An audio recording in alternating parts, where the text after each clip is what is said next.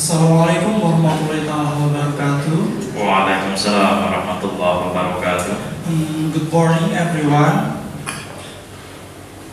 Para mahasiswa baru sekalian, apa kabar semuanya? Semoga dalam keadaan baik-baik saja.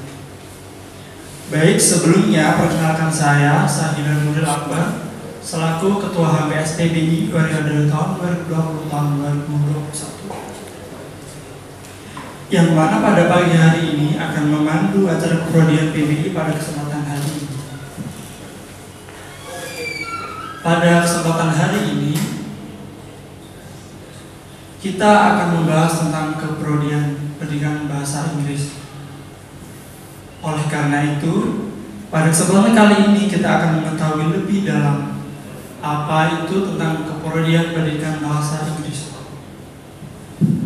Yang akan dibahas oleh narasumber kita, beliau adalah Bapak Husni Mubarak, Magister Pendidikan selaku Ketua Program Studi Pendidikan Bahasa Inggris. Baik, sebelum ke acaranya, saya akan membacakan CV materi beliau. Yang pertama, nama adalah Bapak Husni Mubarak, Magister Pendidikan, tempat lahir Demak, jenis kelamin laki-laki, alamat yang pertama berada di Pungkuran Meranggen Demak, Kompleks PP Kiai Haji Murodi. Dan yang kedua adalah Joko Sari, Ngabul Jepara. Hobi, watching movie and Hollywood and Bollywood. Nomor HP 089 668 430 148. Email husni@unisnu.ac.id. Akun media sosial Facebook Husni Mubarak.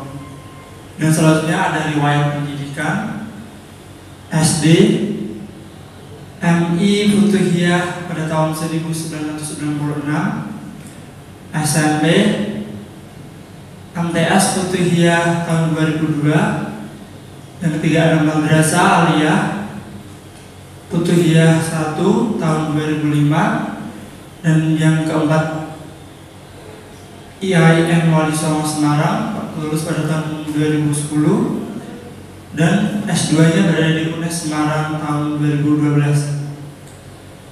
Dan karena baik pemateri kita sudah hadir di hadapan kita semuanya, dan nanti pemateri akan memaparkan materinya selama kurang lebih 30 menit. Waktu dan tempat kami persilakan. Terima kasih Mas Adillah selaku Bupati HMPS PBI Cengli, dan juga teman-teman mahasiswa baru di program studi pendidikan bahasa Inggris. Alhamdulillah, wassalatu wassalamu ala rasulillah wa ala alihi wa sahbihi wa mawala, la hawla wa la quwwata illa billah, amma ba'd. Pada kesempatan kali ini saya selaku Ketua Program Studi Pendidikan Bahasa Inggris Unisnu Jepara akan memaparkan sedikit gambaran terkait dengan program studi yang kalian teman-teman mahasiswa akan ambil selama 8 semester atau 4 tahun, ya. Jadi ibarat kata tak kenal maka tak sayang, maka saat ini adalah posisinya yang terbaik untuk mengetahui apa sih itu program studi pendidikan bahasa Inggris dan lain sebagainya.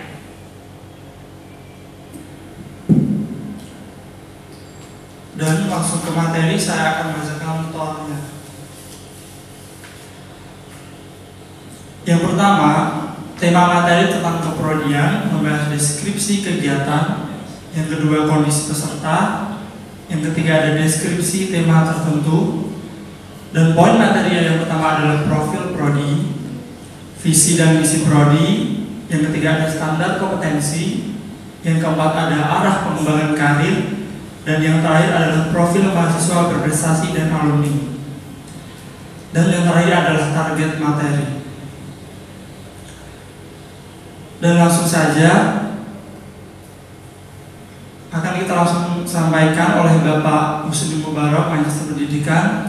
Yang pertama tentang deskripsi kegiatan, tentang Ketua Program Studi Pendidikan Bahasa Inggris. Baik, saya akan memaparkan terkait dengan visi dan misi Prodi ya. Jadi sebelum itu saya akan menggambarkan gambaran terkait dengan program studi PBI. PBI pertama kali berdiri, ya pertama kali izinnya keluar itu di tahun 2013. Saat itu pertama kalinya 3 perguruan tinggi di Jepara, yaitu INISNU Jepara, STINU Jepara, dan STTDN Jepara itu merger menjadi satu, sehingga jadilah UNISNU Jepara. Ketika UNISNU Jepara lahir di tahun yang sama, program studi pendidikan bahasa Inggris pun lahir. Tetapi yang membedakan adalah bulannya. Jadi UNISNU itu diresmikan waktu itu oleh Pak Menteri itu di awal tahun 2013, tetapi program studi pendidikan bahasa Inggris izinnya keluar itu di pertengahan tahun 2013, tahunnya sama. Itu menjadi tonggak berdirinya PBI UNISNU yang pertama kali. Jadi total kalau sampai saat ini 2020 berarti PBI sudah mengarungi 7 tahun partisipasinya dalam pengembangan pendidikan bahasa, khususnya dalam pendidikan bahasa Inggris, tidak hanya di kancah lokal Jepara, tetapi juga sudah di tingkat regional, nasional, bahkan juga di tingkat internasional. Nanti akan saya paparkan prestasi-prestasi para teman-teman mahasiswa yang sudah memiliki kancah bidang baik akademik maupun non-akademik di beberapa level. Yang pertama adalah terkait dengan visi ya, visi program studi. Teman-teman mahasiswa itu nanti bisa mengakses visi Prodi PBI itu apa, itu teman-teman bisa akses melalui satu website FTIK UNISNU Jepara atau melalui website PBI UNISNU Jepara, atau bahkan teman-teman juga bisa melihat di beberapa banner yang ada di gedung hijau FTIK. Visinya PBI adalah menjadi program studi yang unggul dalam menghasilkan guru bahasa Inggris yang profesional, berdedikasi tinggi, memenuhi tuntutan zaman, berakhlak mulia, dan berkepribadian Ahlussunnah wal Jamaah pada tahun 2028. Artinya bahwa dari visi tersebut ada beberapa hal yang nanti teman-teman mahasiswa bisa peroleh ketika teman-teman mahasiswa melakukan studinya di PBI UNISNU. Yang pertama adalah mahasiswa akan mendapatkan dan akan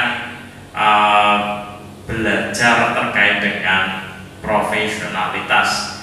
Dalam hal ini profesionalitas mahasiswa untuk menjadi guru pendidik bahasa Inggris di beberapa tingkat jenjang pendidikan yang dimulai dari sekolah menengah pertama atau madrasah aliyah ya, atau juga di sekolah menengah atas, madrasah aliyah, maupun di sekolah menengah kejuruan, yang mana dalam jenjang tersebut pendidikan mata pelajaran bahasa Inggris diajarkan dan menjadi mata pelajaran wajib pada jenjang-jenjang tersebut. Ya, itu pada satu aspek profesional. Aspek yang kedua adalah berdedikasi tinggi. Artinya teman-teman mahasiswa itu dilatih untuk mengabdikan diri, untuk memberikan sumbangsih terhadap keilmuan, khususnya adalah keilmuan di bidang pendidikan bahasa Inggris. Kita sadar ataupun tidak sadar, kemajuan itu saat ini telah masif. Ya, apabila kemajuan teknologi dan informasi tidak diimbangi dengan kemampuan yang tinggi dari teman-teman mahasiswa, itu nanti kita itu akan yang tergerus oleh zaman. Makanya kita harus mengimbangi kemajuan zaman, bahkan kita kalau bisa selangkah dua langkah maju terkait dengan kondisi saat ini. Ya, mungkin sedikit saya gambarkan terkait dengan apa yang saya alami. Teman-teman mahasiswa baru dan juga teman-teman yang lain yang yang kuliah di Universitas Jepara, sekarang itu mereka memasuki zaman namanya adalah generasi Z, milenial menyebutnya, karena hidup pada masa abad milenium. Abad milenium itu dimulai pada tahun 2000. Saya sendiri lahir di tahun 80-an saya. Artinya saya mendapati atau menemukan dua sisi zaman yang berbeda. Zaman sebelum zaman milenium dan zaman sesudah milenium. Zaman saya sebelum milenium itu mungkin juga orang tua para mahasiswa itu mereka hidup masih dengan keterbatasan teknologi. Tetapi sekarang teman-teman itu sudah hidup pada zaman era milenial generasi Z yang ditandai dengan beberapa indikator, yaitu adanya revolusi industri, ya, penggunaan gadget dan lain sebagainya. Itu apabila kita tidak mengimbangi kemajuan teknologi dengan kemampuan skill yang tinggi, maka kita akan tergerus oleh zaman. Itu arti dari berdedikasi tinggi. Selanjutnya adalah memenuhi tuntutan zaman.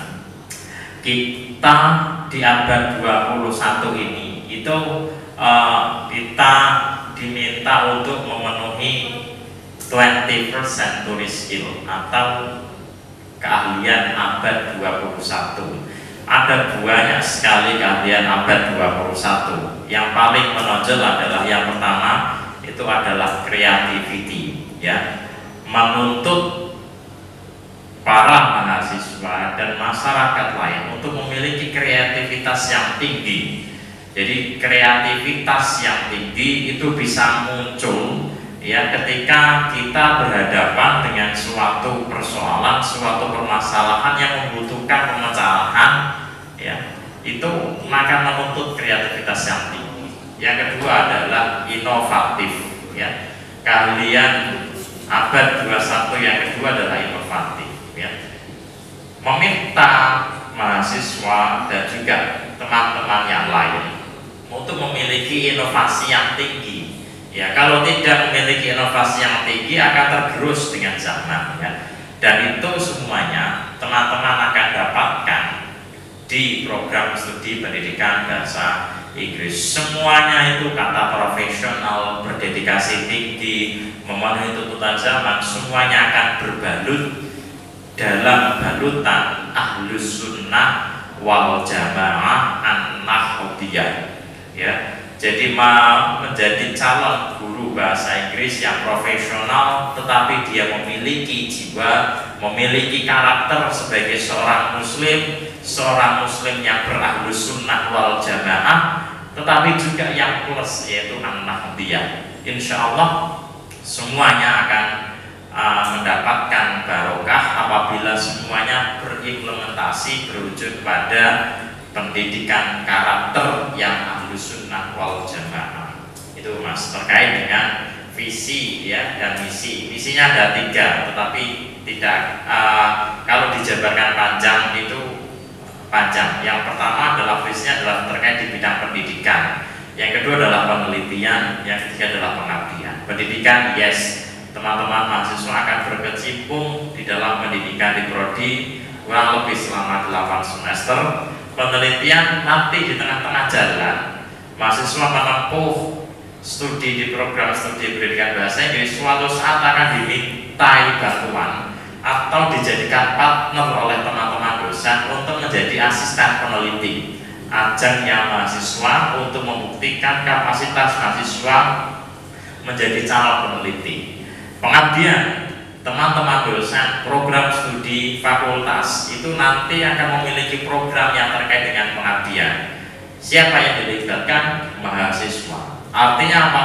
Mahasiswa dari masyarakat untuk masyarakat, maka akan kembali lagi pada masyarakat. Itulah kunci dari pengabdian. Semuanya akan didapatkan nanti ketika teman-teman selama menempuh pendidikan di dalam prodi PBI. Ya, terima kasih.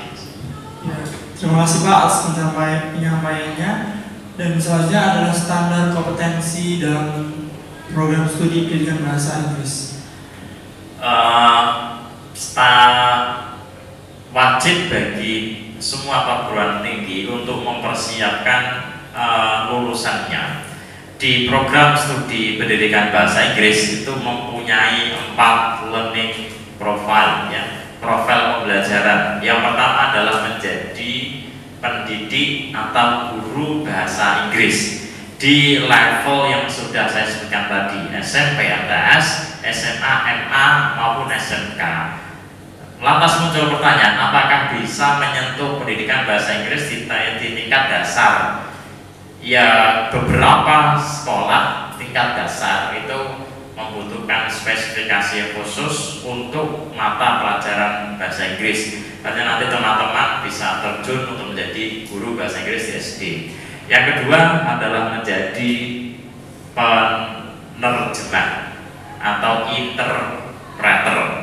Ya, di Kabupaten Jepara itu terkenal sebagai sentra mebel, ya, dan juga ada sentra Monel, juga ada sentra gerabah. Beberapa produk unggulan Jepara itu kadang dikirim ekspor, ya, dan bahkan beberapa pengusaha dari luar itu datang ke Jepara. Artinya ini momentum untuk menjadi penerjemah, ya.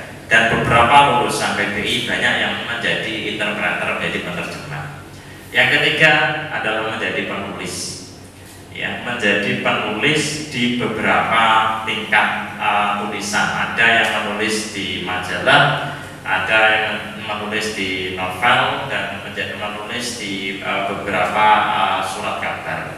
Yang terakhir kemarin mahasiswa semester 7 itu menjadi juara di tingkat nasional untuk kategori essay writing, ya, di tingkat nasional juara. Itu juga menjadi kebanggaan, ya, artinya sesuai dengan learning profile-nya. Yang keempat menjadi praktisi pendidikan, jadi praktisi pendidikan, ya, terkait dengan pendidikan secara umum, khususnya adalah pendidikan bahasa Inggris. Ya, nanti teman-teman mahasiswa semuanya dari 4 ini akan diramu ke dalam kurikulum yang akan diajarkan oleh prodi PBI dari semester 1 sampai semester 8. 4 ini akan ditelurkan dalam bentuk penyebaran mata kuliah pada tiap-tiap semester, ya. Itu Mas Said. Ya, terima kasih Bapak. Yang terakhir adalah target materi untuk siapa akan disampaikan.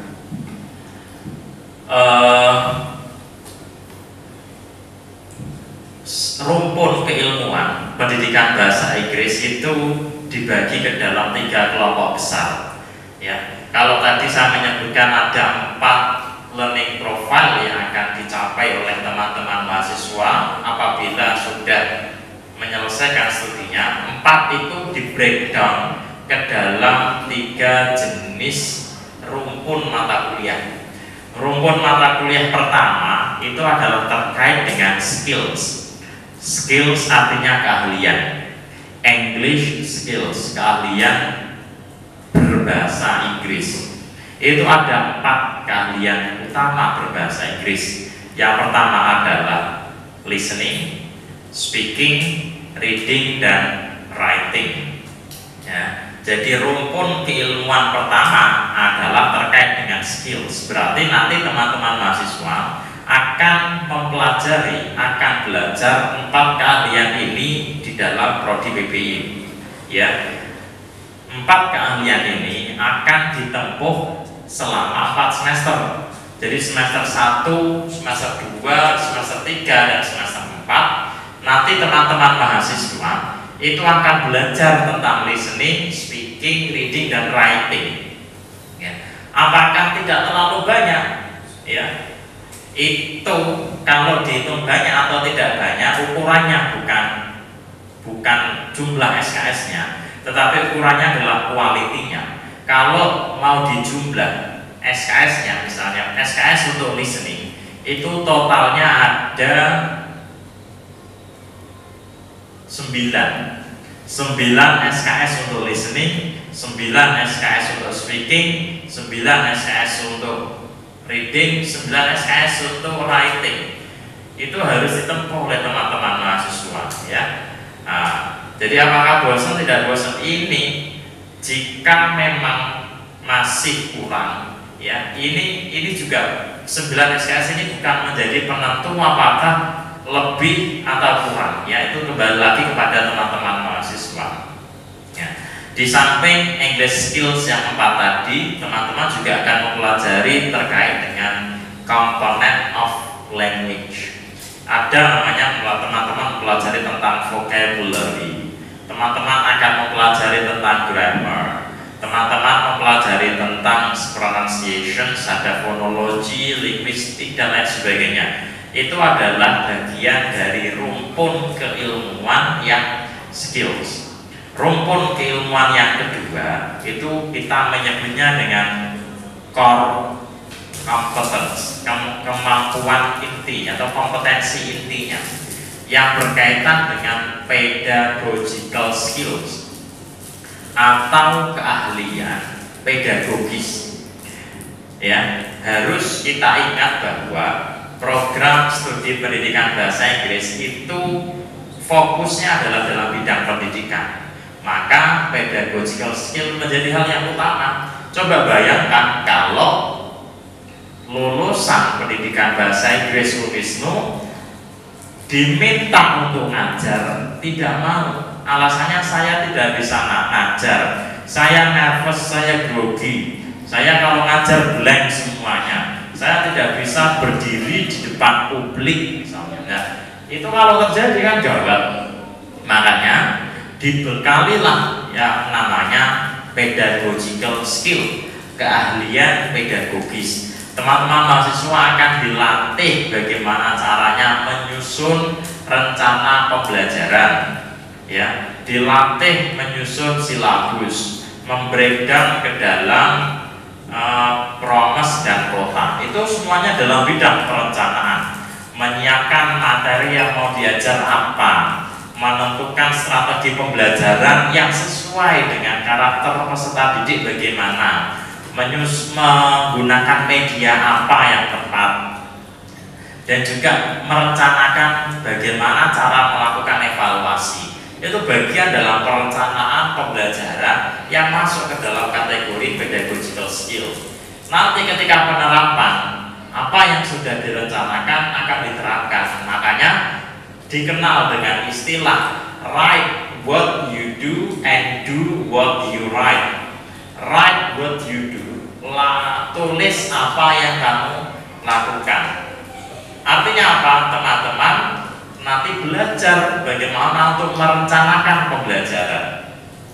Dan do what you write, melakukan apa yang sudah kamu tulis, apa yang sudah kamu rencanakan tadi dalam, misalnya dalam rencana pelaksanaan pembelajaran nanti dilakukan ketika mengajar. Ya, mengajar apakah sekedar mengajar saja? Oh tidak, mengajar itu mempunyai ada namanya keahlian sendiri. Bagi teman-teman yang jurusannya non pendidikan, mereka akan ngajar, bisa ngajar, hanya sekedar ngomong saja, tetapi tidak tahu bagaimana runtutan kegiatan mulai dari awal pembukaan sampai dengan akhir. Dan juga teman-teman yang non pendidikan, tetapi terjun ke dalam dunia pendidikan menjadi guru, kadangkala mereka akan merasa stuck, mereka akan merasa berhenti ketika ada satu permasalahan di dalam kelas, tetapi susah untuk menyampaikannya. Nah, ini yang bisa siapa? Yang bisa adalah teman-teman dalam prodi pendidikan. Itu tantangannya. Ya, sedikit saja pengalaman saya. Dulu saya mengikuti namanya pelatihan yang diikuti oleh pesertanya tidak hanya dosen yang tidak hanya dalam bidang pendidikan, tetapi ada dosen eksakta, ada dosen dari sosial, ada dosen dari sosial humaniora seperti dakwah, syariah, hukum dan lain sebagainya. Kita dilatih terkait dengan pedagogi, diminta untuk praktek, tidak ngajar di depan kelas. Ternyata itu beda, ya. Dosen atau pendidik atau guru yang berlatar belakang pendidikan, gaya mengajarnya itu akan berbeda dengan yang tidak pernah mengetahui atau belajar tentang pendidikan, karena memang bukan ranah mereka. Nah, ini pentingnya belajar di dalam pendidikan, ya. Terus yang ketiga adalah teman-teman nanti akan berlatih bagaimana cara untuk melakukan penilaian pembelajaran. Semuanya itu dirangkum ada dalam kurikulum di pendidikan bahasa Inggris. Sudah ada 2 skills, ya, English skills, pedagogical skills. Skills yang terakhir atau keahlian terakhir yang harus dikuasai oleh teman-teman mahasiswa adalah kita menyebutnya dengan unsur penunjang, ya. Unsur penunjang itu nanti berkaitan dengan learning profile yang 2 sampai ke 4, yaitu menjadi penerjemah, menjadi penulis, dan menjadi praktisi, ya.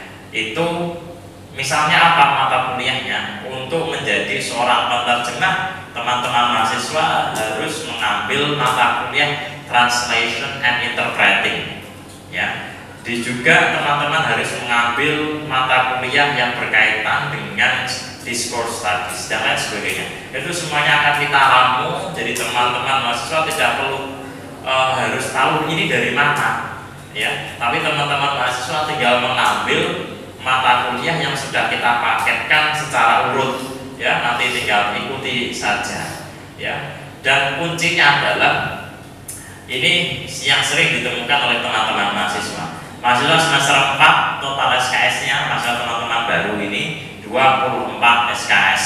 Semester 2 berapa Pak kemarin Mas Haila? Kalau saya semester 2 kemarin 24 SKS. 24 SKS juga. Nanti akan turun di semester 3 22. Semester 4 turun lagi 20 kalau tidak salah. Semester 5 turun, semester 6 turun, semakin tinggi semesternya, SKS-nya akan semakin turun, ya. Artinya apa? Di semester awal itu menjadi building block-nya teman-teman mahasiswa di prodi, menjadi pondasinya pertama. Makanya SKS-nya banyak. Semakin tinggi semesternya, karena fondasinya sudah semakin mencukupi, akan jumlahnya akan semakin menurun. Itu yang berkaitan dengan kurikulum. Itu Mas. Apalagi Mas? Baik Pak, saya ucapkan terima kasih banyak atas penyampaian Bapak yang sangat bermanfaat bagi kita semuanya. Dan tidak terasa 30 menit sudah selesai. Saya ucapkan terima kasih kepada Bapak. Boleh saya closing statement sebentar ya? Oke, saya closing statement. Ini penting ya untuk membangkitkan motivasi teman-teman mahasiswa. Ingat, belajar di perguruan tinggi itu beda dengan belajar di tingkat sekolah maupun madrasah. Mahasiswa di perguruan tinggi itu dia menjadi mahasiswa pembelajar yang mandiri.